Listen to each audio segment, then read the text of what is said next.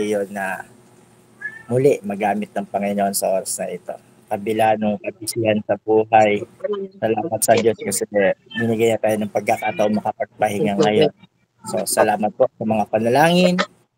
Napakahalaga po nun sa bawat isa sa atin sapagkat yun po yung pinakamagandang deklarasyon ng ating bibig o paghiling na po sa Diyos na buhay para sa ikabubuti ng church, ikabubuti ng individual at bawat kapatiran. So, ngayon pong umaga, nais ko lang pong talakayin yung patungkol sa salitang, ito po ay patungkol sa spiritual warfare, pakikipagbaka na po spiritual. Hindi po tayo nagkakaroon ng laban tungkol sa tao, pakikipag-away sa tao, kung hindi. Ang lahat ng ating pakikibaka, ito po lahat ay masasabi natin spiritual warfare. No? Ito po ay patungkol sa ating pananampalataya at pamumuhay bilang isang tunay na lingkod ng Diyos. So, pinamagatan po natin itong crushing the gates of hell. No po? Yan. Paano ba natin masisira or shutting the gates? No? Paano isasarado yung tarangkahan ng impyerno? Ano po? So, dito po sabi rito na talaga po na ang kalaban po si Satanas o ang demonyo o sino pa man na against po sa ating Panginoon ay wala na po talagang totoong kapangyarihan para tayo ay pangunahan. Niloloko tayo o talagang the devil has fooled us and we have to give him the power but to our choices. Diba? Magkakaroon lang ng kapangyarihan ang kalaban if we give him the power saan? Sa ating mga pinipili. Kaya ngayon, that is why he attempts and attack us. Talagang naglagi siyang sumusubok na tayo atakiin. At siya'y nangangarap and he hopes that we will open the door of the gates to him. Nabubuksan natin yung tarangkahan para sa kanya. The devil cannot do anything to us unless we allow him to do it. Walang kayang gawin ang diablo o si Satanas o ang kalaban sa ating buhay unless we allow him. No? Bakit natin ito pag-uusapan ngayon? Alam niyo po kasi minsan nakakalungkot.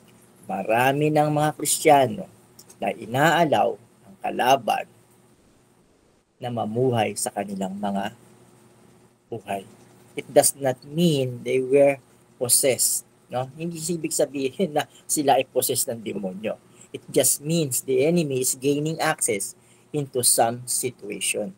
Nagkaka-gain ang kalaban ng access para makapag-penetrate siya sa mga ilang sitwasyon. So, kailangang isarado natin yung mga trangkahan na ito upang ang kalaban ay hindi makatuloy sa ating buhay. Number 1, siguro po dito, no? What are the gates we should shutting? No? Yung ating kaisipan. Yung ating the mind, no? Sabi rito, this is the biggest battleground in spiritual warfare. Ito yung pinakamalaking battleground talaga ng pakikibaka spiritual. Ang kalaban, pinupuno niya ang ating isipan ng mga kaisipan or ng the thoughts of ng alin. Unang-una sa mga leader, ordinary Christians, ordinary workers, di ba? Being as a Christian, the enemy fills our minds with what? The thoughts of what? Lust. Pangalawa, pride. Minsan, dapat yan sa Jollibee lang yan, yung mga fried chicken na yan eh. Pero di ba madalas, lust, pride, unbelief. No? Unbelief, na wala ng tiwala. Ano pa? Fear. No?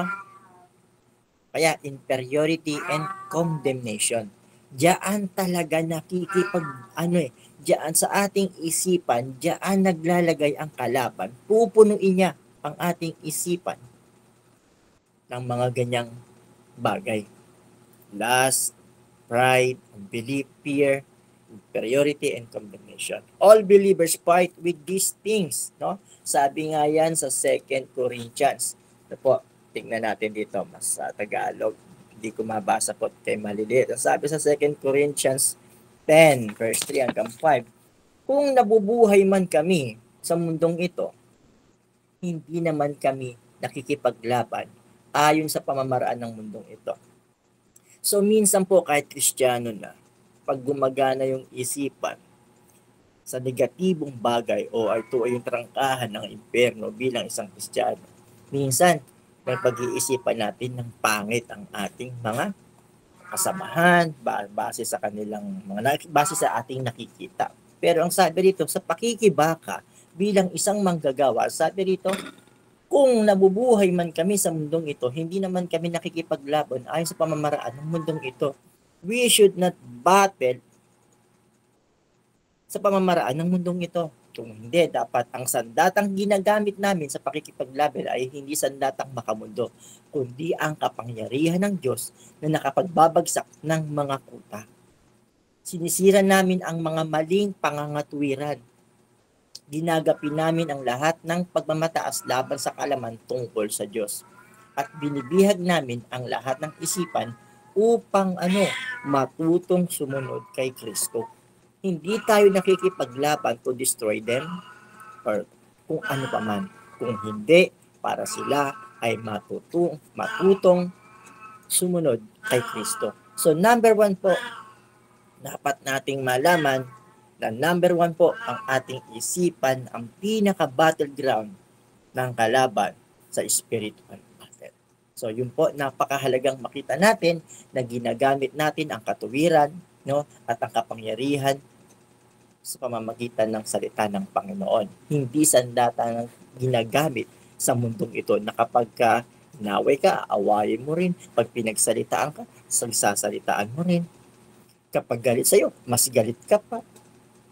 Di po ba? Lalong-lalo na po sa leader, dapat malaman natin kung paano tayo mag-iisip kapag iyan ang unang-unang pinapasok ng kalaban. So we should close or shut down the gates of hell. Ano yun? Yung mga negatibong bagay. Pangalawa po, ano pa? Ang pangalawa ay ang ating mga puso. Sabi ron, sa Proverbs, talagang sabi sa Proverbs ay ganito po. Tingnan natin Hindi ko siya na-highlight. So, hindi ko pa. Ang puso mo'y ingatang mabuti at alagaan pagkat iyan ang siyang bukal ng buhay mong tinataglay. Napakahalaga po, tignan natin kung ano ang laman ng ating puso unang-una sa paglilingkod. Marami na po tayo napatunayan at nakita na ginamit ang salita ng Diyos para sa kanilang sariling kapakanan. Ano ba ang puso natin sa ating paglilingkod? Gusto lang ba nating magkamal ng pera, makilala? O totoong maglingkod? Yung bang tipong paglilingkod lamang ay doon sa may mga meron at ayaw pumasok doon sa mga wala? Yan po, ang puso natin ay nakikita ng Diyos. At alam niyo po ba, the heart, di ba? Ang puso natin ang talagang siyang dapat nating ingatan. Bakit? Ito yung bukal ng buhay nating tinataglay. Bakit po? Number 1 po siguro sa puso natin, yung ating attitude. Talagang napakahalaga yung paano tayo, yung attitude natin as a worker or as a Christian. Napakahalagang makita po natin yan sa ating buhay. Sabi rito sa Ephesians, sabi rito, Efeso 4:7, kung hindi ko man nailagay na po. Sabi rito, huwag ninyong bigyan ng pagkakataon ang dyablo. Ang magnanakaw, huwag nang magnakaw. Sa halip, maghanap siya ng marangal na ikabubuhay para makatulong sa mga nangangailangan. Minsan po, napakahalaga na makita natin paano yung anong attitude meron tayo. So sabi ito, huwag ninyong bigyan ng pagkakataon ang dyablo. Talagang napakahalaga sa ating buhay, huwag nating bibigyan ng pagkakataon ng dyablo para makapag-penetrate sa ating puso. Bantayan po natin ang ating puso. Sabi rin sa 2 Corinthians 2:11, upang hindi tayo malinlang ni Satanas at hindi naman lingid sa atin ang gusto niyang mangyari, na mailigaw ang bawat isa sa atin. No? Yung attitude, bantayan ng puso natin. Ano pa? Yung activity that comes from attitude. May ugali ka na nga, tapos kikilos ka pa, bunga ng ugali mo. Di po ba? This activity open the doors to the enemy. Minsan yung puso mo laging nasasaktan. Feeling mo nasasaktan ka lagi. Feeling mo inaaway ka. Feeling mo pinagtutulungan ka, or feeling mo na pagkakaisahan ka, o feeling mo na lang laging ikaw ang mali na nakikita nila. Ngayon naman kikilos ka batay doon sa feeling mo. Kaya minsan nagkakaroon ng pagkakataon sa Satanas para alin? Para magamit yung sitwasyon. Hindi talaga nagagamit yung tao eh. Hindi talaga pwedeng maposes yung tao ng demonyo, lalo na kung ito ay Kristiyanong tapat sa Panginoon, at ngunit nagagamit yung sitwasyon, no? These activities open the doors to the enemy. So deal with our attitudes and activities by taking them to the cross. Ilagay lagi natin sa krus ni Jesus. Huwag nating gamitin ang ating sariling lakas o ano paman para labanan ang laban na para sana sa Panginoon. So we should deal our attitudes and activities by taking them to the cross. Laging sa Panginoong Jesus. Anong una? Ang ating isipan. Pangalawa, ang puso. Pangatlo, ang ating mga bibig. The mouth. Matthew 16:23 na po, na makasabi rito. Matthew 16:23. Sabi rito, ngunit hinarap siya ni Jesus at sinabing, umalis ka sa harapan ko, Satanas. Handlang ka sa aking landas. Ang iniisip mo ay hindi sa Diyos, kung hindi sa tao. 21, siguro mas maganda kung basahin natin mula sa 21 hanggang 23. Ulitin ko po Ito po'y patotoo. Ito isang senaryo mula sa Biblia na sa buhay ng ating Panginoon bago siya ilathala. At ito yung sa pamamagitan ng bibig. Mula noon ay pinaalam na ni Jesus sa kanyang mga alagad ang mangyayari sa kanya. Sinabi niya, dapat akong magtungo sa Jerusalem at magdalas ng maraming hirap sa kamay ng pinuno ng bayan, mga punong pari at mga tagapagturo ng kautusan. Ako'y papatayin, ngunit sa ikatlong araw, ako'y muling mabubuhay. 22. Dinala siya ni Pedro sa isang tabi at sinimulang pagalitan, Panginoon, huwag nawang itulot ng Diyos kailanmay hindi iyan mangyayari sa iyo. 23. Ngunit hinarap siya ni Jesus at sinabing, umalis ka sa harapan ko, Satanas. Hadlang ka sa aking landas. Ang iniisip mo hindi sa Diyos, kung hindi sa tao. The mouth can be a tremendous vehicle of the spirit power. Ang ating bibig ang pwedeng maging access o sasakyan upang mapabilis ang bawat bagay o ang spirit power. Kaya ingatan po natin ang ating mga bibig, lalong-lalo na sa mahilig mangako. Pag masaya, nangangako. Pag nalungkot na, nakalimutan na, o kaya'y nakalipas na ng araw. Ingatan po natin ang ating mga bibig sa ating mga binibitawang salita, lalong-lalo na kung tayo po ay tagapanguna o mga manggagawa sa simbahan. We should not promise when we are happy. Na-overwhelm ka kaya ka nangangako. Pero pagdating ng panahon, hindi mo natutupad. Kaya tinagurian tuloy sa mundong ito, the promise is meant to be broken. Dahil yan sa mga taong mahilig mangako, pero hanggang pangako lang. Ano pa ba? Sometimes, alam niyo po, yung ating bibig, sometimes the human spirit, lumalabas. Yun yung nga, mga pangako or masaya, talagang ngayon. Sometimes naman, yung bibig ng isang manggagawa ay punong-puno ng Holy Spirit. Pero the other times, evil spirit can operate through our what? Through our speech. Sa pamamagitan ng alin? When we criticize, when we slander people, we aid the attacks of the enemy upon them. Napakahalaga po na dapat nating bantayan ang ating mga bibig sa pagsasalita. Yan po ang isa sa mga dapat nating isinasara para po walang maging access ang kalaban sa ating buhay. Sapagkat ang ating pong laban ay spiritual. Amen po. As we believe in curses, kung naniniwala tayo na kaya nating magsumpa o kaya ng mga salitang pangit na mag-manifest, if we always do it, We should also believe in the power of the mouth to pronounce blessing. Pagpalain natin ang bawat salita natin. Pagpalain natin ng mga tao, ang surroundings, ang bawat mga nananakit sa atin, pagpalain natin sila. Huwag natin silang i-curse. Minsan nga, pagka inaway siya, away niya na rin.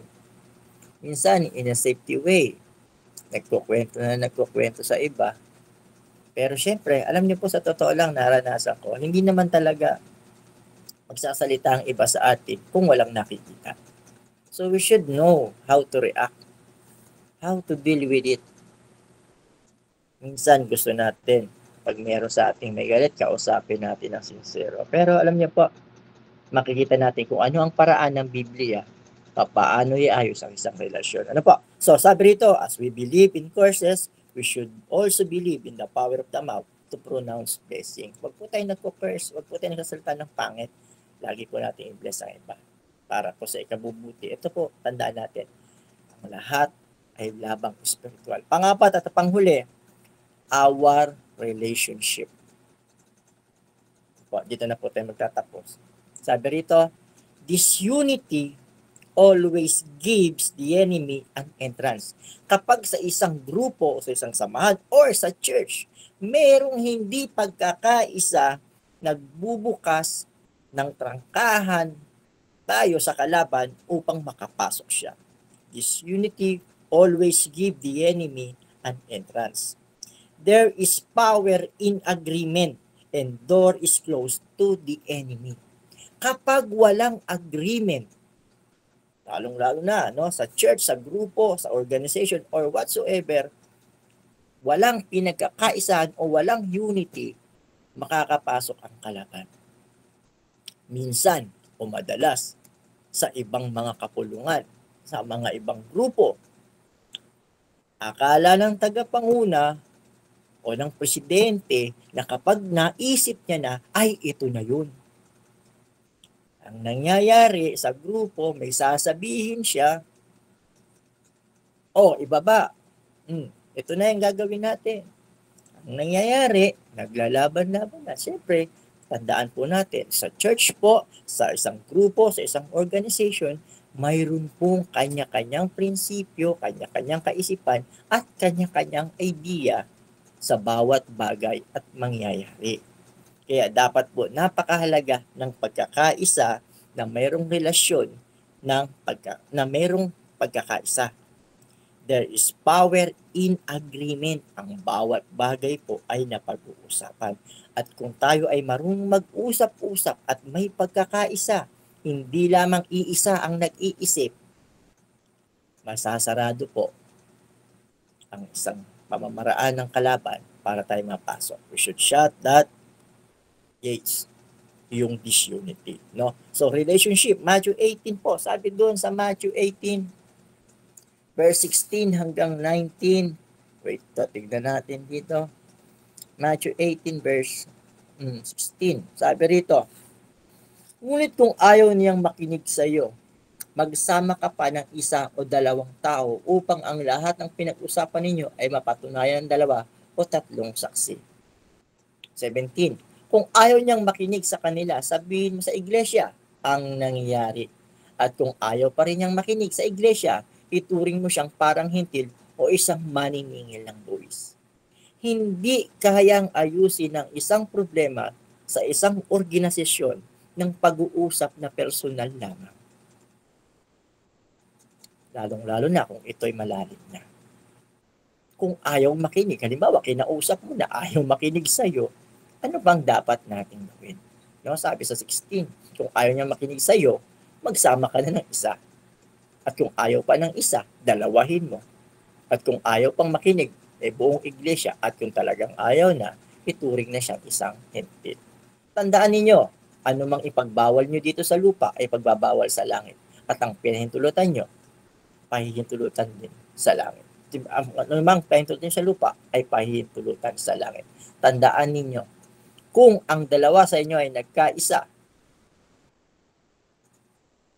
dito sa lupa sa paghingi ng anuman sa panalangin, ito'y pagkakalob sa inyo ng aking Ama na nasa langit. So napakahalaga po na ang ating relasyon sa bawat isa ay ayon sa standard ng Bible. Hindi po sa standard ng ating pag-uugali, attitude, or kinalakihan o pagkatao. Halimbawa, tahimik kasi si ganito, ayaw ng pakikipag-usap. Pero ang pinakamahalaga sa isang bagay, kung lalong-lalo na kung ikaw ay kaanib sa isang grupo, ang pinakamaganda ay ang pagkakaisa o ang pagkakaroon ng relasyon tama. If it is necessary for relationship to do what is right, to be right, and to be able to do that. Napakahalagang dapat gawin. So this four gate must be kept shut. Lagi nating tatandaan sa ating buhay Kristiyano. Sabi nga sa pinakahuli, tandaan ninyo sa Matthew 18 verse 19, kung ang dalawa sa inyo ay nagkaisa dito sa lupa sa paghingi ng anuman sa panalangin, saka napakahalaga po ng ating ginawa ngayong umaga ng manalangin. Ito'y ipagkakalob sa inyo ng aking Ama na nasa langit. So napakahalaga po na makita natin sa ating pakikipagbaka bilang isang Kristiyano at buhay Kristiyano, individual o pansariling buhay. Napakahalagang tandaan natin sa ating pakikipagbaka sa mundong ito. May 4 na parte o bagay tayong dapat ingatan upang si Satanas na tunay na wala ng kapangyarihan ay hindi magamit ang mga sitwasyong ito para siya ay makapag-gain ng access. Unang-una, ang ating isipan, pangalawa ang ating mga bibig, ang ating puso, pangatlo ang ating bibig, at panghuli, ingatan po nating maigi ang ating relasyon sa ating nasasakupan, sa ating leader, at sa ating pamilya at sa community na ating kinabibilangan. Sapagkat ang laban ay hindi po sa atin. We are not battling against flesh and blood. We are battling against the spiritual warfare. We are battling against the enemy. Napakalaki po ng bagay na makita natin, hindi po tao ang kalaban natin. Huwag po tayong magkampi-kampi, magkanya-kanya. Huwag po tayong magkaroon ng faction sa ating church o sa ating grupo, sapagkat yun po ang ginagamit ng kalaban para tayo ay mabuwag. Tandaan po natin, kaya po tayo narito para magamit tayo ng ating Panginoon para iligtas ang mga makasalanan. Kung susukuan natin ang nasa church na, paano pa kaya ang ibang tao na nasa labas? Ipinapasok mo sa church, tapos makita mo makasalanan, pinalayas mo. Sinukuan mo. Tapos pupunta ka na naman doon sa squatter o kung saan para ipakilala si Kristo. Pagka ng problema ka na naman, hayaan mo na naman. Hindi tayo marunong magpalayas, totoo po yun. Pero yung mga kilos natin at galaw, yung attitude and activities ay nangyayari sa loob ng church upang ang mismong taong dinala natin sa church ay lumalayo. Kaya tandaan po natin, bawat kilos ay spiritual na pakikipagbaka. Maraming salamat po. Sa Diyos po ang papuri. Nawa po ay meron tayong natutunan sa umagang ito. Nawa po ay maunawaan natin sa ating buhay. Binabalik ko na po sa ating tagapanguna sa umagang ito. Salamat po. Pagkakataon na makapag-share po ng salita ng Panginoon. Thank you po, Pastor Adrian. Short